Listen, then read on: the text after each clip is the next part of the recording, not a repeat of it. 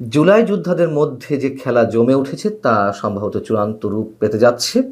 এবং এই যে জুলাই যোদ্ধাদের নেতৃত্বে গড়ে ওঠা কিংস পার্টি এনসিপির যে অস্তিত্ব থাকবে না, সে কথা তো অসংখ্যবার আপনাদের সামনে বলেছি এবং সেটি বাস্তবে প্রমাণিত হতে যাচ্ছে, বাস্তবে রূপ পেতে যাচ্ছে।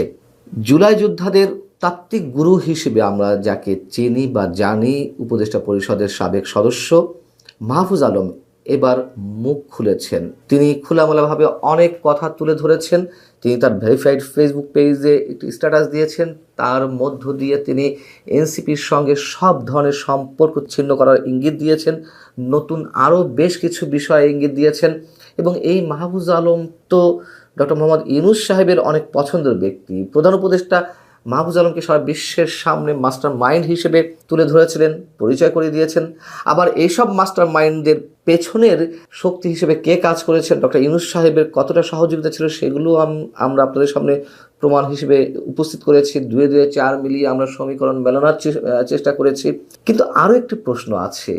এখনো পর্যন্ত একটা বিশেষ শক্তি, এই জুলাই যোদ্ধারা যে নানান ধারায় বিভক্ত হয়ে পড়েছে, কোন অংশকে মদদ দিয়ে যাচ্ছে, কোন অংশকে যে মদদ দিয়ে যাওয়া হচ্ছে আর কোন অংশ যে শক্তিশালী হওয়ার চেষ্টা করছে, তা আমাদের কাছে স্পষ্ট। যারা এখনো পর্যন্ত সামনের সারিতে আছেন, মোটামুটি আমাদের বুঝতে কষ্ট হয় না তারা কারা।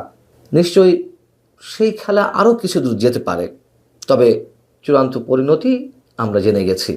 যাই হোক, মাহফুজ আলম তার ফেসবুক পেজে যে স্ট্যাটাসটি দিয়েছেন তা একটু আপনাদেরকে পড়ে শোনায়। তিনি বলছেন, নাগরিক কমিটি ও এনসিপি জুলাইয়ের সম্মুখ সারির নেতৃত্বে সংগঠিত হয়েছিল। এই দুটি সংগঠন আমরা জুলাইয়ের সহযোদ্ধারা থাকায় গত ১.৫ বছর আমি চাহিদা মাত্র তাদেরকে পরামর্শ, নির্দেশনা এবং পলিসিগত জায়গায় সহযোগিতা করেছি।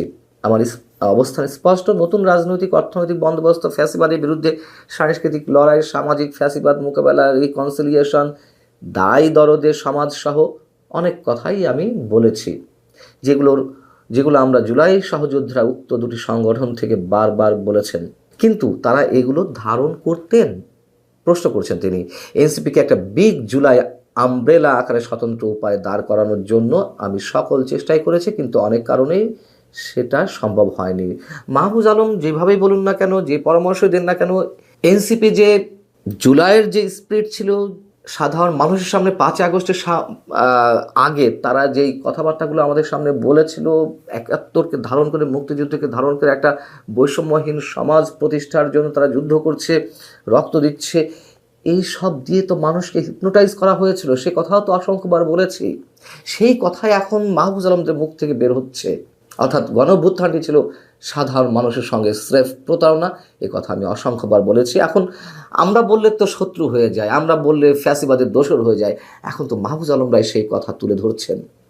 মাহফুজ আলম বলছেন, বিদ্যমান বাস্তবতায় আমরা জুলাই সহযোদ্ধাদের প্রতি সম্মান, স্নেহ এবং বন্ধুত্ব মুছে যাবে না, মানে তার যে সম্মান স্নেহ রয়েছে, কিন্তু আমি এই এনসিপির অংশ হচ্ছি না।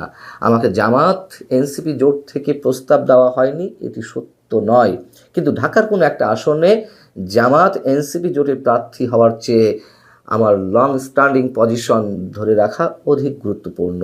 এবং শেষ পর্যায়ে এসে বলছেন, ইতিহাসের এই চলতি পর্বে বাংলাদেশ একটা শীতল যুদ্ধের মধ্যে রয়েছে।